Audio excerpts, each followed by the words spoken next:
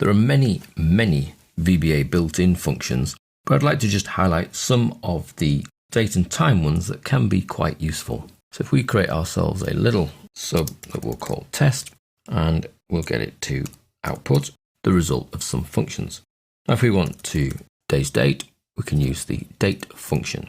Now when you're using functions in the VBA that are built-in functions and take no parameters, then they actually don't need an open and close bracket here that we're sort of used to putting in Excel. If I put them, actually what you'll see is that the VBA editor takes them away.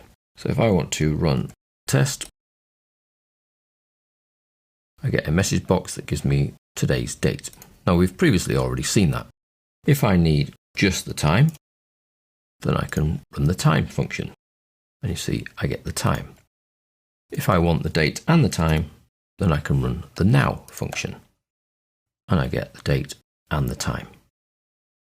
So there are three fantastically useful built-in VBA functions.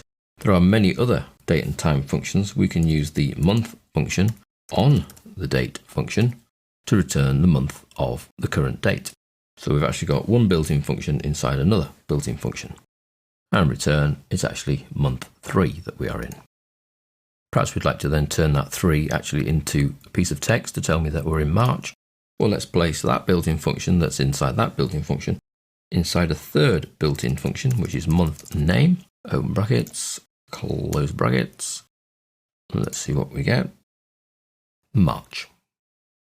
So these are excellent, brilliant, very useful date and time built-in VBA functions. You'll find there is some similarity between a lot of the VBA built-in functions, like month there, for example, is exactly the same function as you can use in Excel in your worksheet. So some of them are the same, but they're not the same objects. One's a VBA function and works in VBA. Just so happens that the same name function returns the same result when used in a worksheet function. The functions themselves are not interchangeable. You can see that with the date function. Although it's date in VBA, it's today in Excel. So there's already a difference there. So don't expect all of the VBA functions to work in Excel and vice versa.